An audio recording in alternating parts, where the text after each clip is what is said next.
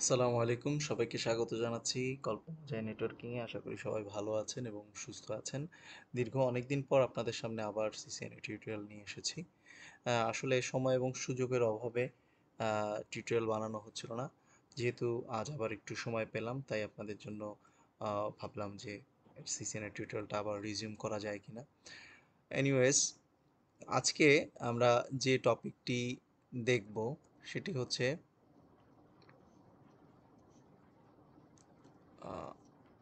First hop redundancy protocol. First hop redundancy protocol, যেটাকে আমরা সংক্ষেপে বলতে পারি FHRP। তো এই FHRPটা অ্যাকচুয়ালি কি?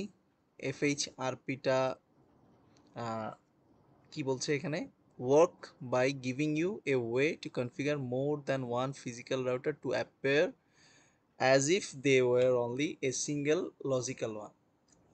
যেটা বোঝাতে চাচ্ছে যে দুটো আপনার ফিজিক্যাল রাউটার থাকবে বা হার্ডওয়্যার রাউটার থাকবে। এই দুটোকে এমনভাবে কনফিগার করার আপনাকে একটা অপশন দেওয়া হবে, যাতে করে ইউজারদের কাছে মনে হবে যে এই দুটো রাউটার একটা router. This makes client configuration and communication easier because you can simply configure a single default gateway and the host machine can use its standard protocols to communicate. তার মানে এখানে ইউজাররা একটা সিঙ্গেল গেটওয়ে ইউজ করে এই দুটো রাউটারের থ্রুতেই communication করতে পারবে। এটা হচ্ছে সংক্ষেপ কথা। এই FHRP এটা একটা concept, first hop redundancy protocol. এটা একটা কনসেপ্ট। তো এই ফার্স্ট হপ রিডান্ডেন্সি প্রোটোকলগুলো কোনগুলো? একটা হচ্ছে hot standby router protocol HSRP, আর একটা হচ্ছে virtual router redundancy protocol VRRP, আর একটা হচ্ছে gateway load balancing protocol GLBP। আজকে আমরা আলোকপাত করব HSRP এবং VRRP। HSRP hot standby router protocol বা HSRP actually Cisco proprietary protocol. That means এই প্রোটোকলটা আপনি দুটো সিসকো রাউটারের ভিতর কনফিগারেশন করতে পারবেন বা কনফিগার করতে পারবেন। একটা রাউটার যদি সিসকো হয় তাহলে অন্যটি আপনার অবশ্যই সিসকো রাউটার হতে হবে, আদারওয়াইজ এই কনফিগারেশন কাজ করবে। সো আপনি যদি একটা রাউটার নেন সিসকো, আর একটা যদি জুনিপার বা অন্য কোনো ভেন্ডর মাইক্রোটিক অথবা হুয়া যেইটাই নেন, তাহলে আপনার এই প্রোটোকল কাজ করবে না তাদের ভিতরে। আরেকটি হলো ভার্চুয়াল রাউটার রিডান্ডেন্সি প্রোটোকল বা VRRP। এটা হচ্ছে ওপেন স্ট্যান্ডার্ড। তার মানে যে কোনো ভেন্ডর এই প্রোটোকলটা কনফিগার করতে পারে। তার মানে আমার যদি একটা সিসকো রাউটার হয় আর একটা যদি জুনিপার মাইক্রোটিক বা হুয়া হয়, তাহলে অবশ্যই অবশ্যই আমাকে VRRP কনফিগার করতে হবে। তবে আমি যদি চাই দুটো সিসকো রাউটারের ভিতরেও আমি VRRP কনফিগার করতে পারবো, দুটো মাইক্রোটিকের ভিতরেও VRRP কনফিগার করতে পারবো, দুটো জুনিপারের ভিতরেও VRRP কনফিগার করতে পারবো। তার মানে আমি দুটো যদি আমার সিসকো রাউটার থাকে তাহলে আমি HSRPও কনফিগার করতে পারবো, VRRPও কনফিগার করতে পারবো, যেটা আমার ইচ্ছা, যেটা আমি চাই, আমি ভালো মনে করি। দুটো মাইক্রোটিক বা দুটো জুনিপার যদি হয় তাহলে কিন্তু আপনার HSRP ইউজ করার সুযোগ নেই, কারণ HSRPর কপিরাইটটা হচ্ছে সিসকোর, এটা আপনি তার পারমিশন ছাড়া ইউজ করতে পারবেন না। সো VRRP আপনি দুটো মাইক্রোটিকের ভিতরে অবশ্যই VRRP ছাড়া HSRP কনফিগার করতে পারবেন না, অথবা দুটো জুনিপারের ভিতরেও আপনি VRRP ছাড়া HSRP কনফিগার করতে পারবেন না। কিন্তু যদি আপনার দুটোই সিসকো ডিভাইস হয় তাহলে আপনার অপশন কয়টা? দুটো। আপনি চাইলে HSRP করতে পারবেন, চাইলে এই VRRP করতে পারবেন।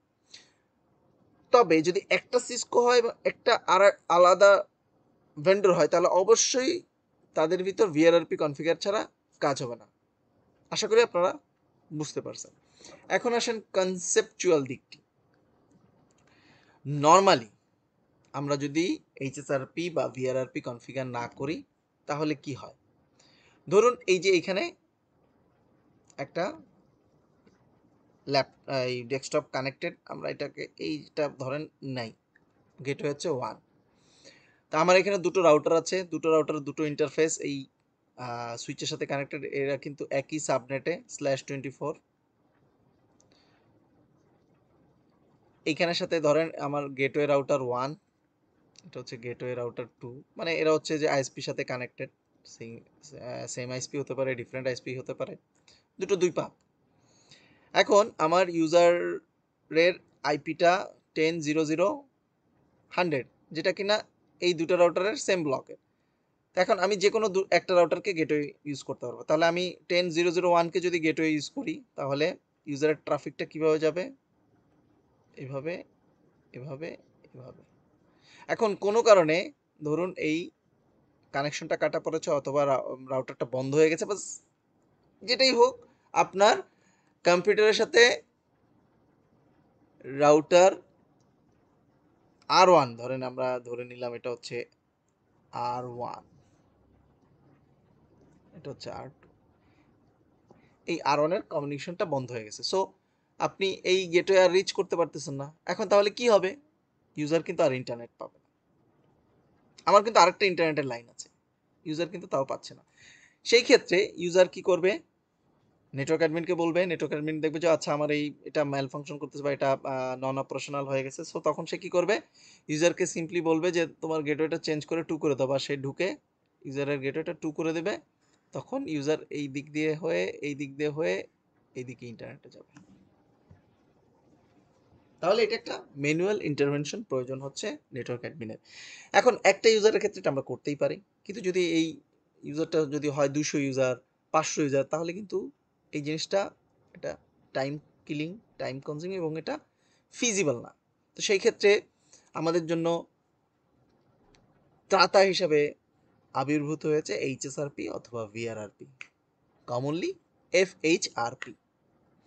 তো এই ভিআরআরপি বা এইচএসআরপি কিভাবে কাজ করে, আমরা এখানে কিন্তু মূলত এইচএসআরপি নিয়ে আলোচনা করব, কারণ এটা সিসকোর সিলেবাস, সিসিএনএ সিলেবাস, সিসকোর সিলেবাস। সে কিন্তু তার জিনিসটাকে প্রমোট করবে, তার জিনিসটাকে হাইলাইট করবে। সো এখন এই এইচএসআরপি কিভাবে কাজ করে সেটা আমরা একটু বোঝার চেষ্টা করব।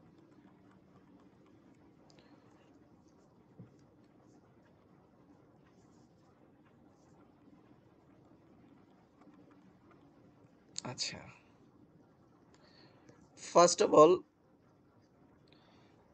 এইচএসআরপি দুটো রাউটারের ভিতর কনফিগার করতে হয়। একাধিক, দুইয়ের অধিকও হতে পারে, যাক আমরা সেই দিকে আপাতত যাচ্ছি না। এটা হচ্ছে R1, এটা হচ্ছে R2। এই দুটো রাউটারের ভিতরে এইচএসআরপি কনফিগার করতে হবে। এরা একজন আরেকজনকে হাই হ্যালোর মাধ্যমে সিঙ্ক থাকে এইচএসআরপির মাধ্যমে। এবং এই যে এইচএসআরপি কনফিগারেশনের করতে হয় হচ্ছে ইন্টারফেস লেভেলে, ইন্টারফেস লেভেলে। এখন এই R1 এবং R2 যে ইন্টারফেস গুলোতে এই কনফিগারেশনটা হবে, সেই ইন্টারফেস দুটো সেম সাবনেটে থাকতে হবে, যেমনটা এই দুটো ইন্টারফেসের আইপি ব্লক সেম সাবনেটে, এবং তারা রিচেবল হতে হবে, একজন আরেকজনকে পেতে হবে পিং করে। যেমন এখানে যদি সুইচটা না থাকতো, তাহলে তো এরা একজন আরেকজনের সাথে কমিউনিকেশন করতে পারতো না। এখন কারণ ইউজার, আমরা যদি পয়েন্ট টু পয়েন্ট কানেকশন দিয়ে দেয়, তাহলে তো আবার ইউজার ওইখানে ঢুকতে পারতেছে না। সো তারা কিন্তু একটা সুইচের থ্রুতে সবাই এই দুইজন পয়েন্ট টু পয়েন্ট কানেক্টেড। আচ্ছা, এখানে এই এইচএসআরপিতে দুই ধরনের রাউটার থাকে, তিন ধরনের থাকে, সরি, অ্যাক্টিভ, স্ট্যান্ড বাই, এটা হচ্ছে ভার্চুয়াল। আমরা এইচএসআরপি কনফিগারেশনের মাধ্যমে একটা আইপিকে ভার্চুয়াল রাউটার হিসেবে বলে দিই, যেমনটা এইখানের চিত্রে দেখতে পাচ্ছেন যে এই আইপিটা, একটা জিনিসকে আমি বলে দেব যে ভার্চুয়াল রাউটারের আইপিটা বলে দেব। এখন এইটা হচ্ছে ভার্চুয়াল রাউটার, তার মানে এটার ফিজিক্যাল এক্সিস্টেন্স না, এটা অরিজিনালি আপনার আসলে কোনো উপকারে আসবে না, বা আপনার কোনো কাজ করে দিতে পারবে না সে, মানে হাওয়া। এখন এই ভার্চুয়াল রাউটারটা কাজটা করে দিবে এই দুটো রাউটারের যে কোনো একজন, এই ভার্চুয়াল রাউটারের কাজটা করবে। এখন কে এই ভার্চুয়াল রাউটারের কাছে যদি আপনি কিছু পাঠান, সেটা প্রসেস করবে, যে অ্যাক্টিভ রাউটার থাকে সেটাকে প্রসেস করবে। যখন অ্যাক্টিভ রাউটারটা থাকবে না তখন এটা স্ট্যান্ড বাইয়ের কাছে চলে আসবে, স্ট্যান্ড বাই তখন সেটাকে প্রসেস করবে। এই হচ্ছে কনসেপশন। এখন কোন রাউটারটা অ্যাক্টিভ হবে, কোনটা স্ট্যান্ড বাই হবে, সেটা কিভাবে আমরা জানব? আমাদের এখানে প্রায়োরিটির একটা অপশন আছে। ডিফল্ট হচ্ছে 100। এই দুটো রাউটারের ভিতরে আমাদের দুইটা রাউটারকে প্রায়োরিটি সেট করতে হবে। আচ্ছা, এই হচ্ছে মধ্যে কথা। এখন আমি এই দুটো রাউটারের দুইটা ইন্টারফেসে যখন এইচএসআরপি আলাদা আলাদাভাবে কনফিগার করব, তখন আমি বলে দিব, এই রাউটারে বলে দিব যে ভার্চুয়াল রাউটারের আইপিটা বলে দেবো, এখানেও বলে দেবো ভার্চুয়াল রাউটার আইপি। এবং একটা সময় আমি R1-এর, ধরেন R1-এর প্রায়োরিটি আমি করে দিলাম 150, আর R2 বাই ডিফল্ট যেটা 100 সেটাই রেখে দিলাম। তখন এই দুজনের ভিতর কে উইন হবে? এ উইন হবে, যার কারণে এ হবে অ্যাক্টিভ, এ হবে স্ট্যান্ড বাই। এবং ইউজারদের যে গেটওয়ে সেটা আমি ওই ভার্চুয়াল আইপিটাকে কনফিগার করব। এখন তাহলে আমি বেনিফিট কি পাবো?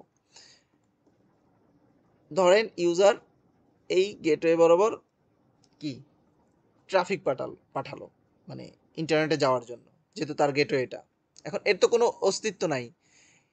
এর অস্তিত্ব কে আসলে? এই অ্যাক্টিভ রাউটারটা হচ্ছে এই ভার্চুয়াল রাউটারের ভূমিকায় নেবে, ভার্চুয়াল রাউটারের দায়িত্বটা নেবে, এবং এখান থেকে এখানে যাবে, এখান থেকে আপনি ইন্টারনেটে যাবেন। তার মানে আপনার ডেটাটা যাচ্ছে R1 হয়ে, কারণ R1টা হচ্ছে অ্যাক্টিভ রাউটার। এখন কোনো কারণে যদি এই যে R1 যেটা, সেটা যদি নন অপারেশনাল হয়ে যায়, বা এই ইন্টারফেসটা যদি কাটা পড়ে, মানে ইউজার যদি R1-এ যেতে না পারে, তাহলে তার ইন্টারনেট কি বন্ধ হয়ে যাবে, যেটা আগের ক্ষেত্রে হয়েছিল। কিন্তু এই ক্ষেত্রে আর হবে না। কেন হবে না? কিছুক্ষণের জন্য ইন্টারাপশন হবে, সেটা খুব কম সেকেন্ডের সময়ের জন্য, 10-15 সেকেন্ড ম্যাক্সিমাম। এখন এটা যখন নন অপারেশনাল হয়ে যাবে, বা ইন্টারফেসটা যখন এটা ধরেন ডাউন হয়ে গেল, পাওয়ার অফ হয়ে গেল, অথবা এই লাইনটাই কাটা পড়লো, তাহলে কি হবে? R2 কিন্তু আর R1-কে পিং করে পাবে না। তার মানে এদের ভিতর সিনক্রোনাইজেশনটা ছুটে যাবে। তখন R2 যখন দেখবে যে R1-এর সাথে আমার কানেকশনটা ছুটে গেছে, এবং এইখানে একটা জিনিস বলে রাখা ভালো, দুইটা রাউটারই কিন্তু জানবে যে সে কি অ্যাক্টিভ না স্ট্যান্ড বাই। তো R1 জানে যে সে কি অ্যাক্টিভ। এখন R1 যেহেতু নন অপারেশনাল, বা তার ইন্টারফেসটা যখন ডাউন, সে তো তখন আর কাজ করতে পারবে না।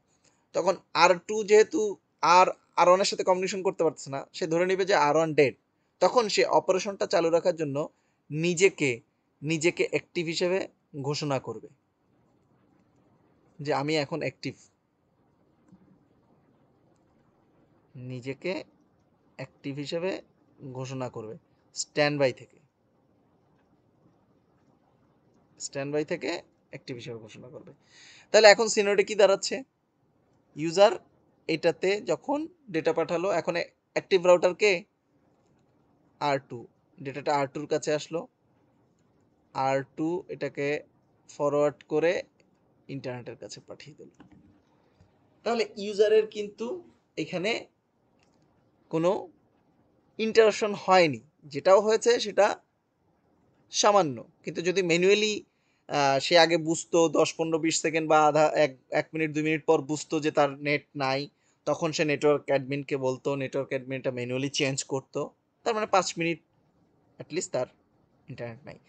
এখন যদি 200 ইউজার হয় এবং ম্যানুয়ালি চেঞ্জ করতে হয়, তাহলে ওই 200তম ইউজারের দেখা যাবে যে 1 ঘন্টা কি তার নেটওয়ার্ক ডাউন। এইচএসআরপি আমাকে সেই সুবিধাটা দিচ্ছে যে আমি ইউজার লেভেলে কোনো কিছু ম্যানুয়ালি চেঞ্জ করতে হবে না, এটা অটোমেটিক একটা সুইচ ওভার করবে। তো এই অটোমেটিক সুইচ ওভারের কারণে ইউজার কিন্তু ইন্টারাপশনটা টেরই পায়নি, বলতে গেলে যে তার ইন্টারনেট কিছুক্ষণের জন্য ডাউন হয়ে গেছিল, আবার ফিরে আসছে। সে ননস্টপ, সে জানে যে তার কোনো লিঙ্ক ইন্টারাপশন হয়নি। তাহলে ইউজারও খুশি, অ্যাজ এ নেটওয়ার্ক অ্যাডমিন আপনিও খুশি, আপনার বার্ডেন কমে গেছে। সো এই হচ্ছে আমাদের ওভারঅল এইচএসআরপির কনসেপ্ট। এইচএসআরপির কনসেপ্ট। এখন আপনাদের কাছে একটু অদ্ভুত লাগতে পারে, আমি অনেক কিছুই বললাম কিভাবে কি, এটা আমি জাস্ট একটা ভিজুয়ালি আপনাদেরকে জিনিসটা বোঝালাম। আমরা যখন কনফিগার করব নেক্সট টিউটোরিয়ালে, তখন আপনাদের জিনিসটা আরও বেশি পরিষ্কার হয়ে যাবে। আশা করি কনসেপচুয়াল যে দিকটা সেটা আপনারা সম্পূর্ণরূপে বুঝতে পেরেছেন। সবাই ভালো থাকবেন, সুস্থ থাকবেন। আল্লাহ হাফেজ। আসসালামু আলাইকুম।